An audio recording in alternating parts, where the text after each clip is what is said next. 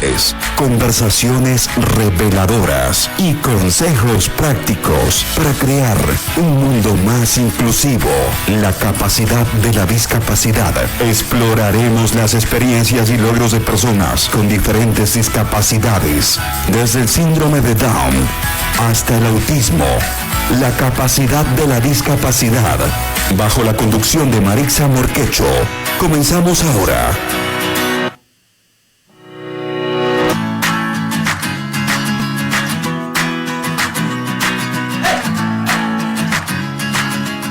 Así es, bienvenidos a La Capacidad de la Discapacidad, el segmento de radio que rompe barreras y celebra la diversidad. Y bueno, a mi lado está nuestra querida Marixa Morquecho, nuestra entrevistadora experta, que nos llevará a explorar las historias inspiradoras y los talentos extraordinarios de personas con diferentes habilidades y capacidades.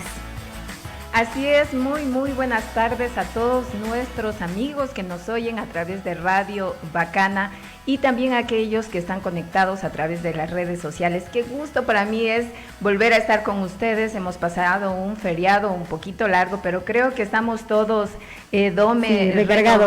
recargados y queremos, como siempre, trabajar, ser positivos, ser buenas personas para que todo nos vaya bien. Así que con esa buena energía vamos a comenzar este programa. Y obviamente cada entrevistado que tengo en este segmento, en este programa, pues nos deja muchas lecciones. Yo principalmente aprendo muchísimo, así que nos sentimos privilegiadas y en esta vez queremos presentarles a nuestra querida amiga, madre, profesional, en fin, ¿qué puedo decir? Mercy Poma. Ella nos va a estar acompañando con una linda historia porque hoy vamos a hablar acerca del autismo. Dome, ¿tú sabes lo que es el autismo? Bueno, yo he oído que es una enfermedad, claro, pero a fondo no sé muy bien de qué trata porque he visto personas que tienen el autismo, pero ciertas personas lo portan de cierta manera, algunos por ejemplo son sensibles al ruido, otros hablan pero no son muy expresivos.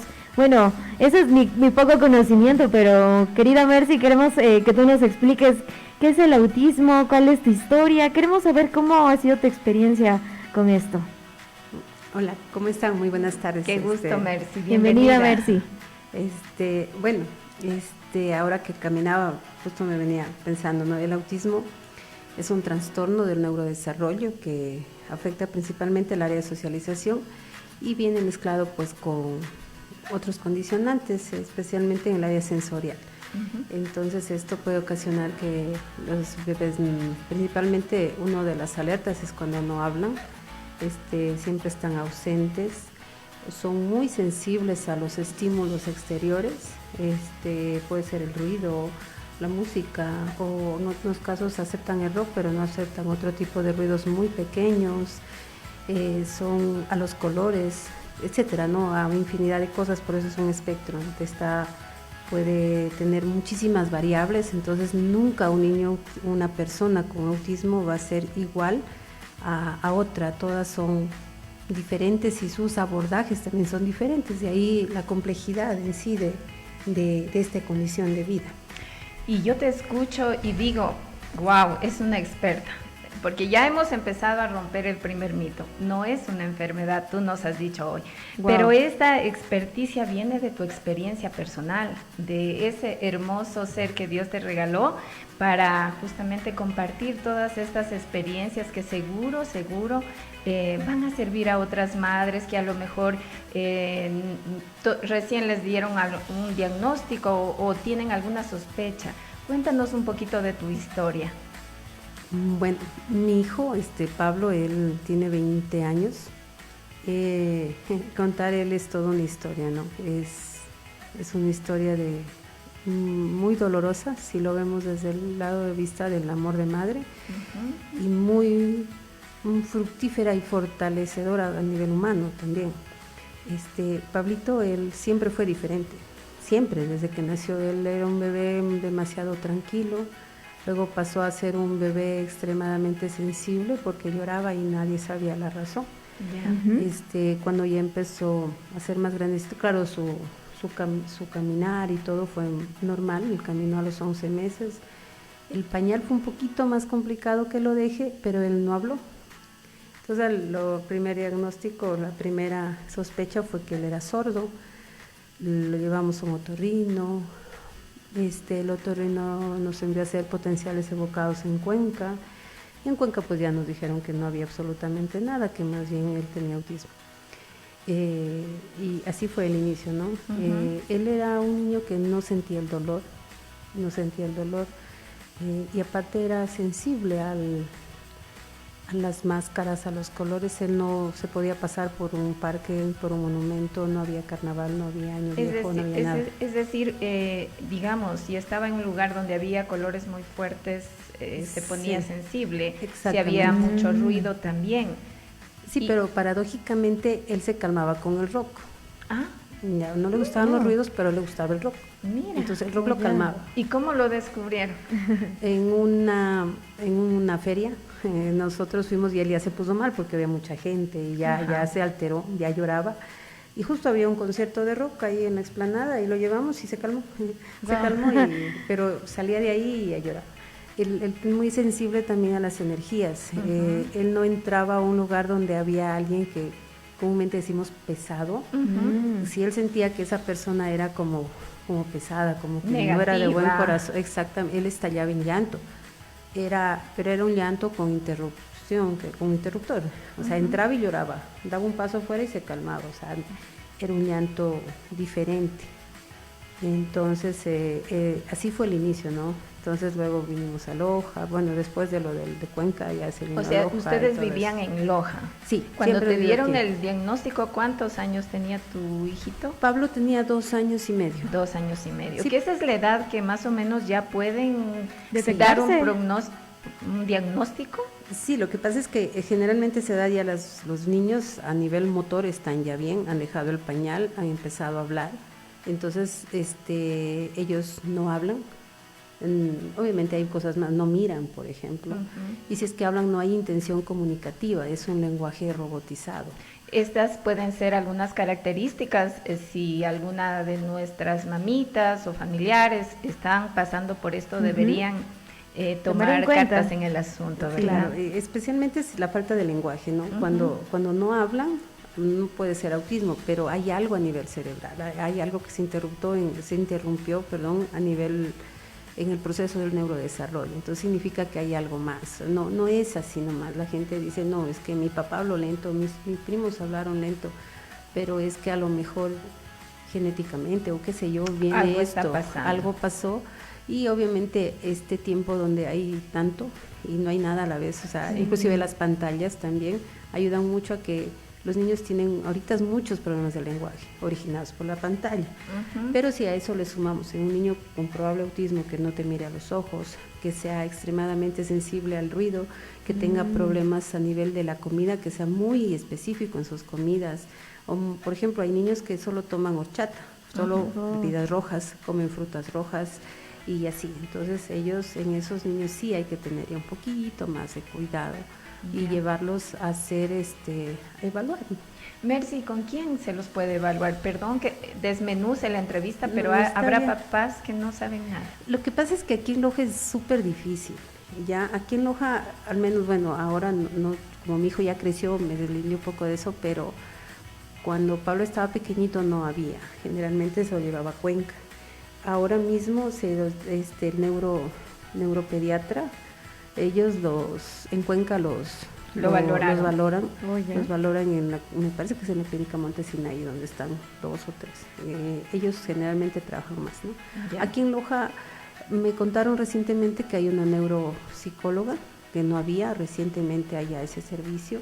Y algunos centros, no está La Cabaña, está Yanine Peña Herrera. Por lo menos ya hay un poquito más de lo que en su tiempo no había absolutamente nada. Sí, ahorita ya al menos la gente algo lo entiende, ¿no? Entonces, de los pocos que se hay eso. Inclusive ahorita hay como una sucursal de CIMA, de un centro de autismo exclusivamente aquí en Loja que abrió recientemente en septiembre. Y así algunos centros, perdón si no los nombro, no es afán de nada, pero es que esta información, Dome, más que querer hacer una cuña comercial, es importantísima porque a lo mejor muchas madres, padres o familiares no saben dónde ir, porque lamentablemente ese es el problema, señores, señoras, Ese es el problema, que acá estamos tan abandonados en el tema de salud que miren, todos llegamos a la misma conclusión. Cuando nos dan un diagnóstico no sabemos a dónde ir, qué hacer, ¿verdad? Definitivamente. Pero cuéntanos, ¿cómo fue ya el paso? ¿Lo pusiste a terapias? ¿Cómo fue el proceso? ¿Llegó a la escuela? Porque no crean que la vida de Pablito fue fácil, pero tiene mucho talento y... A ver, le cuento. Pablo, luego que venimos de allá, lo revisaron nuevamente aquí el doctor Vaca, que es otorrino, ¿no? Hasta el día de hoy atiende. Él nos derivó ya con la doctora Patricia Costa o con la doctora Violeta Pilco. Pero nos fuimos donde la doctora Costa, que es en el CEAL. Ella lo trató aproximadamente, fue su terapeuta, me parece que 10 años, mucho tiempo. Luego empezamos. Al año él entró a la escuela, pero ese año de los 2,5 a los 3,5, en cuanto a terapias, él casi no colaboraba, porque él era como un mundo aparte, literalmente hablando, ¿no? Él cogía su interés y se retiraba a una esquina y nada más. Poco a poco, como quienes se dedican a dar terapia tienen herramientas extraordinarias. Poco a poco lo fue atrayendo hasta que empezó al darme toma. Él no hablaba, habló me parece que a los 5 años. Entonces, y en sí, o sea, muchas herramientas, muchas semanas, muchos días, etc. Lo que sí descubrimos mucho en el proceso, y cuando yo tengo la oportunidad de hablar con algo, es que, o sea, ese tiempo no se hablaba de nada de afectaciones sensoriales, porque eso es nuevo.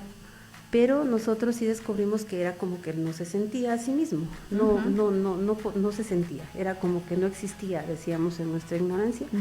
Entonces descubrimos que cuando él caminaba mucho, se cansaba, esa semana era una semana tranquila. La semana que no caminaba era una semana muy, muy estresante. Con el tiempo, luego de mucho tiempo, cuando él ya tuvo 16 años, me parece que lo evaluaron recién a nivel sensorial, descubrimos que bueno, hay algunas afectaciones, pero él tenía una donde en serio no se siente. Me parece que es a nivel perceptivo, que él no se sentía, y de alguna otra manera, observándolo, descubrimos que eso a él le ayudaba. Y hasta el día de hoy él hace caminatas muy extensas con su papá, y eso le ayuda a estar tranquilo. Pero para eso, o sea, hay que ser honesto. Hay una parte de nosotras como mamás, como familia, que se muere. Y esa expectativa de tener un hijo perfecto, al menos yo lo puedo decir, yo soñaba que mi hijo iba a estudiar en tal escuela. O sea, él ya tenía escuela, él tenía colegio. Tú ya tenías planificada la vida de tu hija. Inclusive mi esposo decía, no, él va a estudiar, él va a ser piloto de la FAE. Entonces, cuando lo fuimos descubriendo, esto, o sea, literalmente es una muerte, ¿no? Así es. Y entonces es como hacer un sepelio. Y alguna vez a una mamá le decía, recoja todas sus expectativas, anótelas en un papel, póngalos en una caja y quémelos y entiérrelos. Ese hijo se murió, acepte lo que Dios le dio. Eso es lo que usted tiene que trabajar, esa es su misión y usted va a encaminarse. Pero primero matemos esa idea de perfeccionismo que tenemos. Y de luego, pues obviamente leyendo y estudiando y tanta cosa que entendimos que, o sea, es la soberbia del ser humano lo que nos hace no aceptar lo que la vida nos da, más allá de la religión que cualquiera tenga, ¿no? Si nosotros lo vemos a la vida con humildad y con esa necesidad de aprender, vamos a aprender de cualquier cosa que nos llegue en la vida. Pero si nosotros siempre vamos esperando de la vida, obviamente con la arrogancia que nos da a veces creernos perfectos o creernos superiores o poderosos, va a ser mucho más doloroso. Mientras más pronto nos desprendemos de esa idea, va a ser más fácil aceptar y trabajar por esa criatura. Wow, querida Mercy, es muy interesante lo que nos estás comentando. Y bueno, a todos los que nos están escuchando a través de la capacidad de la discapacidad, les recordamos que vamos a seguir aquí, vamos a tener un momentito de pausa publicitaria, así que por favor, no se despeguen. A continuación, en Bacana 100.5, inicio de espacio publicitario. Únete a la mayor y más grande red de jóvenes voluntarios, Vivo Joven, del Ecuador. Una experiencia de vinculación social que transforma vidas junto al MIES. Si tienes entre 18 y 29 años, puedes realizar vinculación social para transformar las vidas de personas en situación de vulnerabilidad. Ingresa a www.inclusión.gov.es y regístrate en el formulario de inscripción. O acude a los balcones de servicio más cercanos del MIES a escala nacional. Nuestro trabajo continúa. Gobierno del Ecuador. Guillermo Lasso, presidente. Mis clases empiezan cuando mi hijo descansa, porque para ser más, necesito decidir serlo. Enamórate de tu profesión y escoge entre 23 carreras y 2 tecnologías en modalidad a distancia. Matricúlate ahora. UTPL. Decide ser más. El futuro está escrito en la UID. Creemos que se reinventa cada día con personas como tú que entienden que la educación puede cambiarlo todo. Vive una verdadera educación global en la UID con experiencias internacionales y contenidos académicos potenciados por Arizona State University, una de las mejores universidades del mundo y la número 1 en innovación de Estados Unidos. Matricúlate en la UID y sé un profesional bilingüe de clase mundial. UID, reinventemos el futuro. Todo en decoraciones aquí, pisos y paredes, todo en acabados, calidad, variedad, economía, en un solo lugar. Ático tiene de todo en acabados para su construcción. Ático es arquitectura, construcción y servicios. Ático es todo en acabados para su construcción. Ático es calidad, excelencia, buen servicio. Los detalles más finos y elegantes para el acabado de su construcción los tiene Ático. Le ofrecemos además asesoramiento técnico en arquitectura, construcción y servicios. Te esperamos en nuestra nueva ubicación, frente al Parque Infantil Bernardo Valdivieso y Cariamanga. Ático tiene de todo en acabados para toda construcción. Ático. En Oftalmología Aguilar ofrecemos cirugías especializadas para tratar enfermedades como retinopatía diabética, hemorragias intraoculares, desprendimiento de retina, degeneración macular y otros problemas de los ojos. Nuestro equipo de expertos en retina y vítreo utiliza tecnología avanzada para lograr los mejores resultados en cada caso. Dirección: Avenida Mercadillo y Ramón Pinto esquina. Teléfono: 257-2465. En Loja, Oftalmología Aguilar. Estaremos gustosos en atenderte. Fin de espacio publicitario.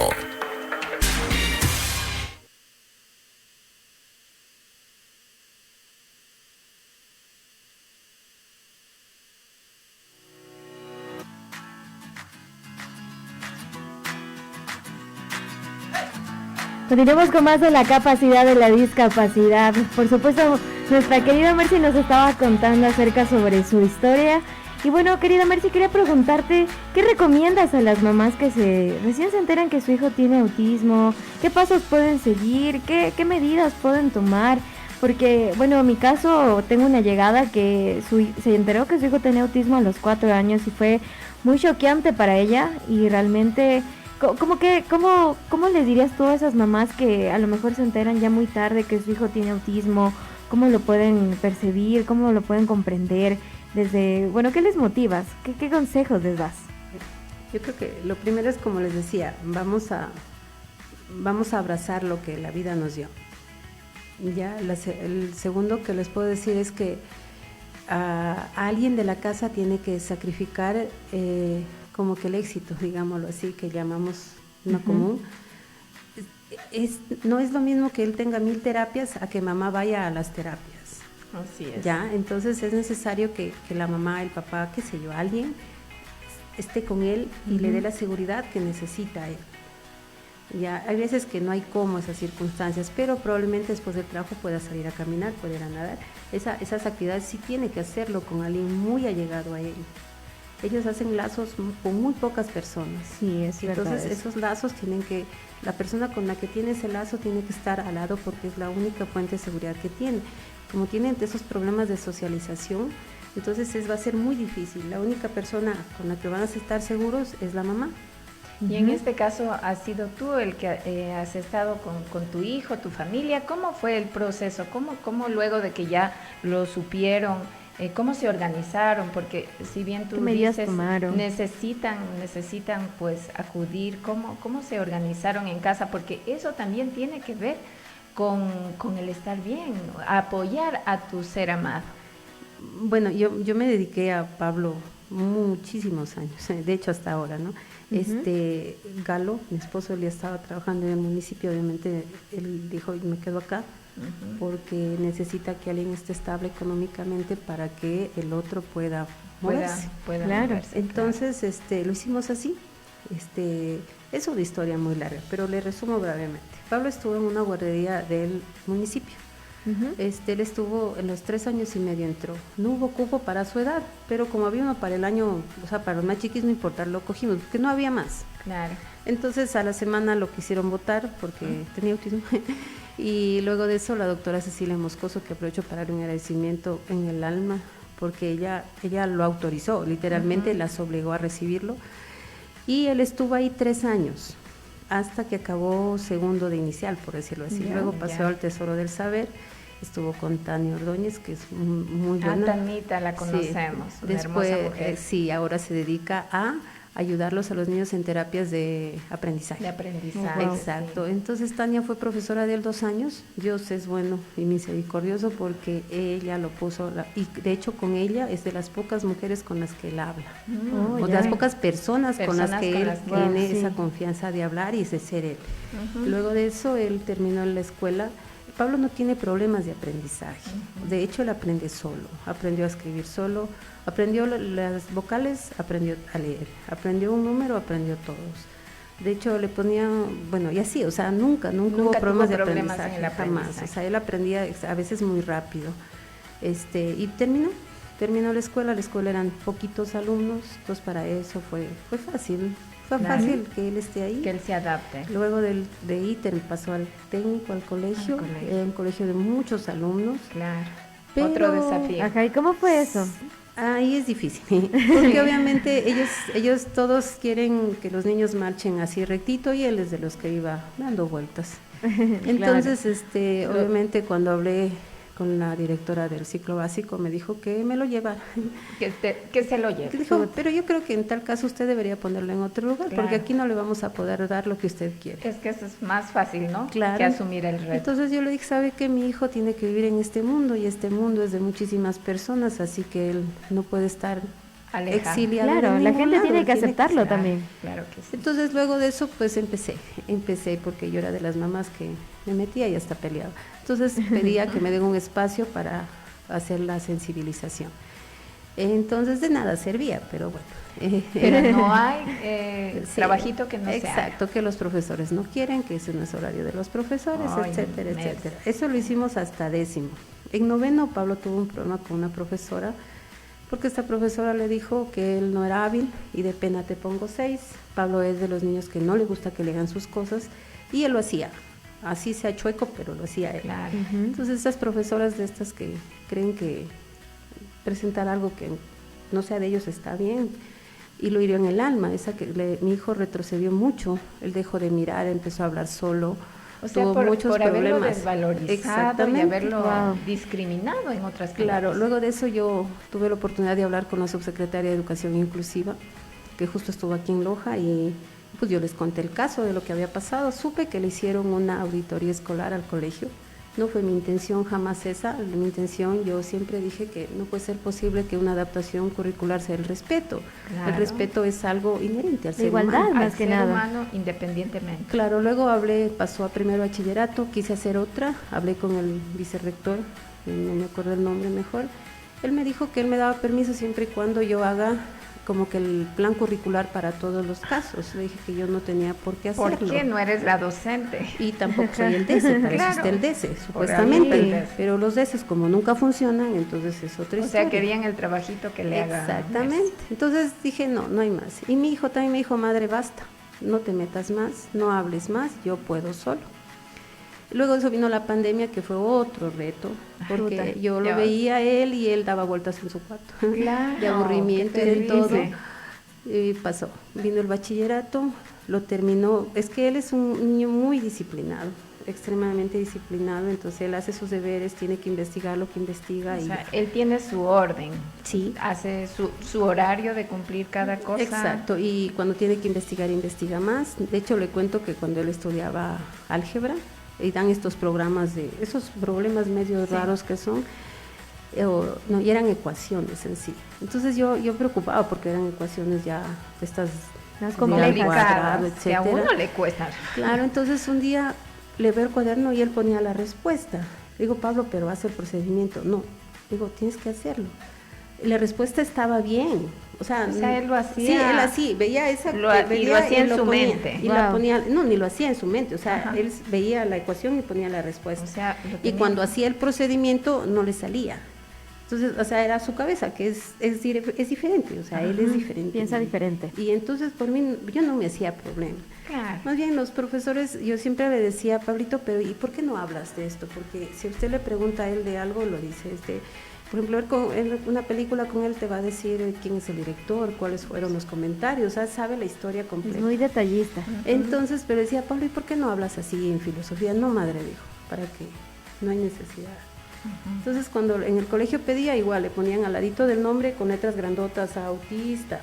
Entonces me dijo, mamá, ya no más. Claro.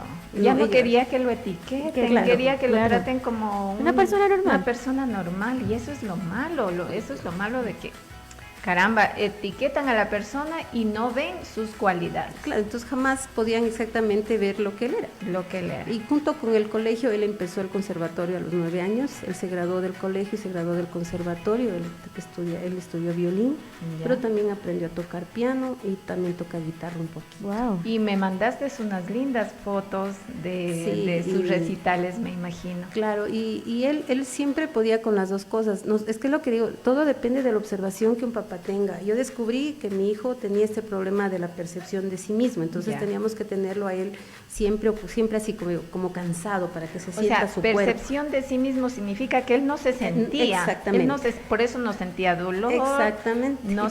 Y por eso él lloraba. Porque no se sentía, porque si uno se coge, se coge así la mano, se siente, pero imagínense ustedes que uno hace así, no se siente, es como que algo le falta. Sí, entonces aprendimos eso, luego de eso aprendimos que él no podía estar desocupado, que él tenía siempre que estar ocupado, haciendo algo. Cuando estaba desocupado divagaba mucho. Entonces él pasaba del colegio al conservatorio, había días que tenía clases desde tempranito, llegaba a la casa, solo comía, se cambiaba y volvía en la noche. Y yo no sé si lo hice bien o lo hice mal. Solo sé que mi hijo es un niño que intenta regularse, es una persona que hace como le digo yo, sus estrategias, porque él obviamente no puede socializar, le cuesta demasiado.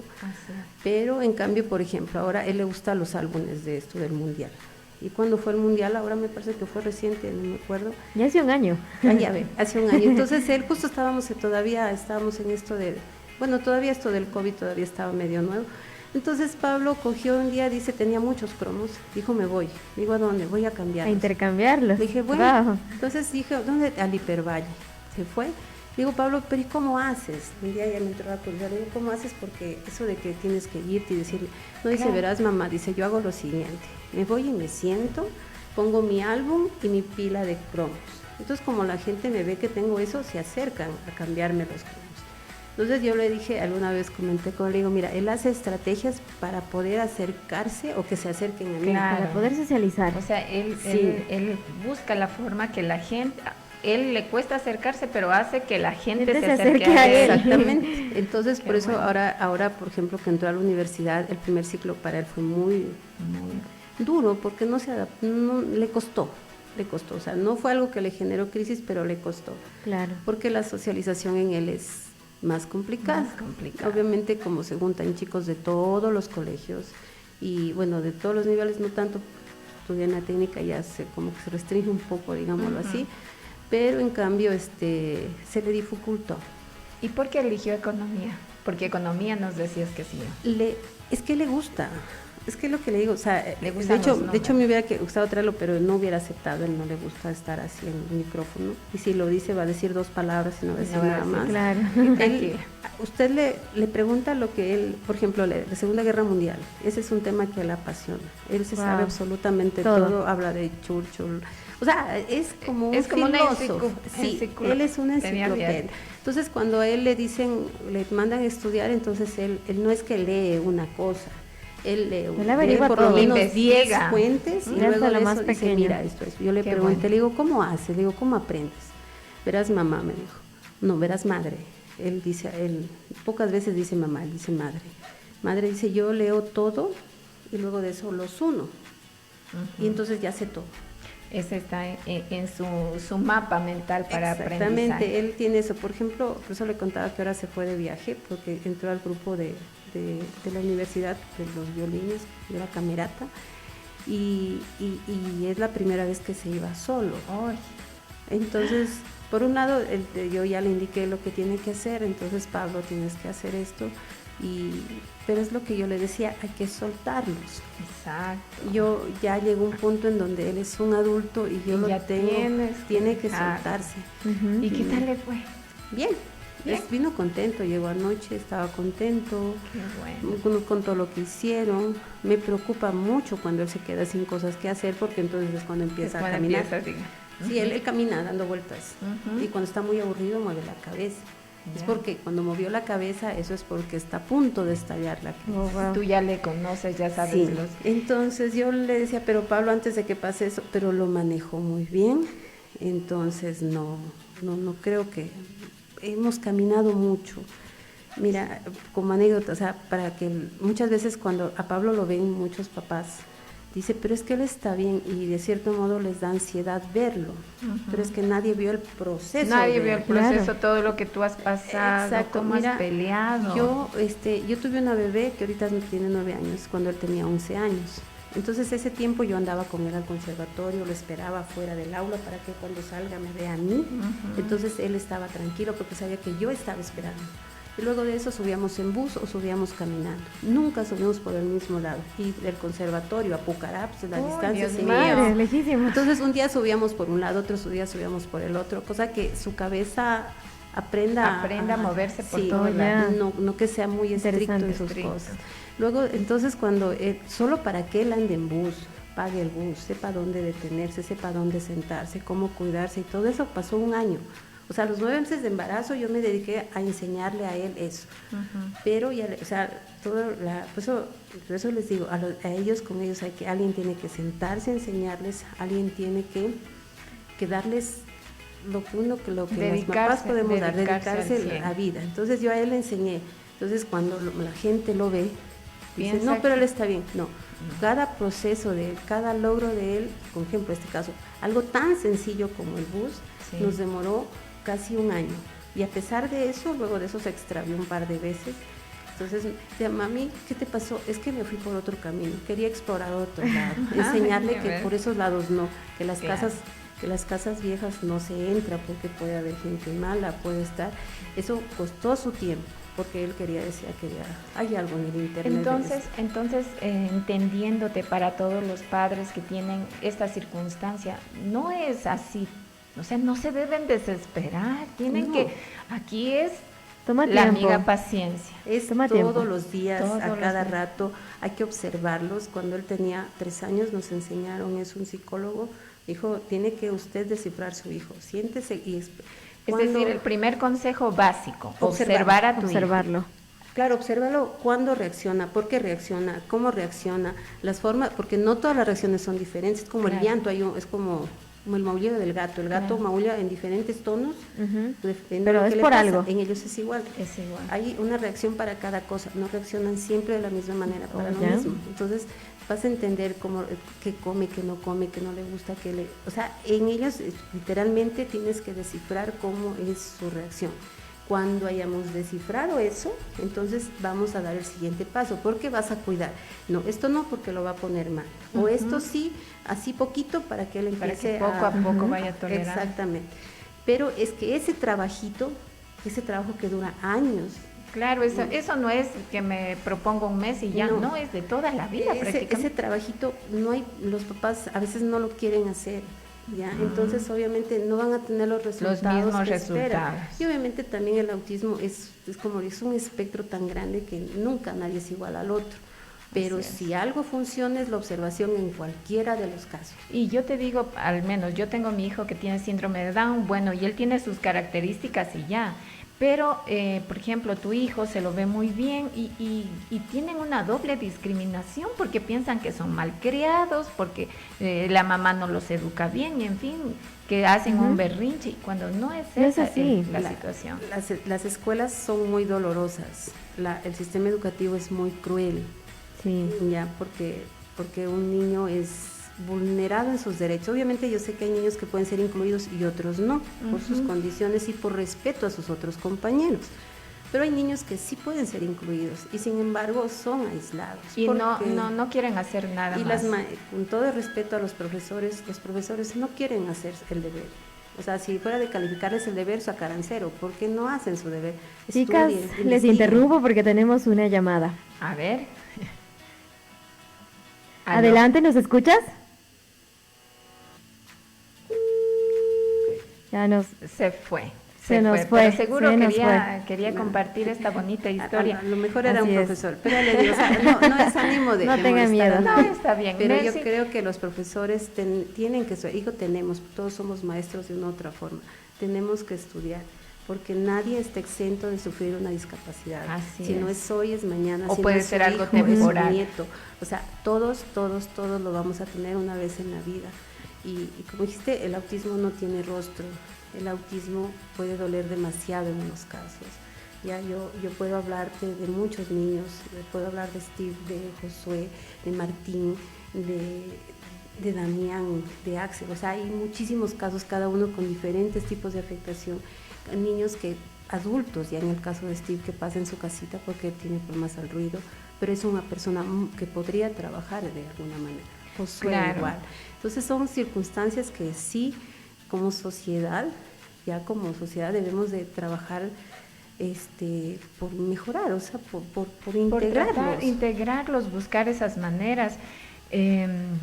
Siempre tenemos el mismo resultado. Vemos papás, mamás que van contra la marea. Yo quiero realmente felicitarte por ese trabajo lleno de amor, esa vocación, porque no es trabajo, es una vocación. ¿Cómo has podido ir batallando en medio de tantas contradicciones? Porque el mundo es una contradicción, porque el mundo busca que todo el mundo sea perfecto, que todos aprendamos de la misma manera, que todos seamos iguales, y señores, esa no es la realidad. ¿Y cuánta sensibilidad nos falta? ¿Qué podrías decirles a esos padres que siguen en ese duelo?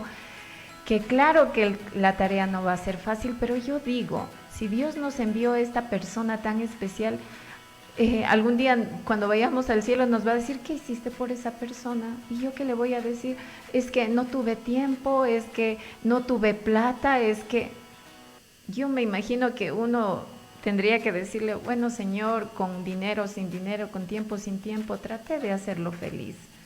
Sí, yo creo que el primer consejo es ese: papás, dense tiempo para descifrar a su hijo, obsérvenlo días, semanas o meses hasta que puedan entender exactamente cómo reacciona. La otra es, ámelo más allá de las circunstancias.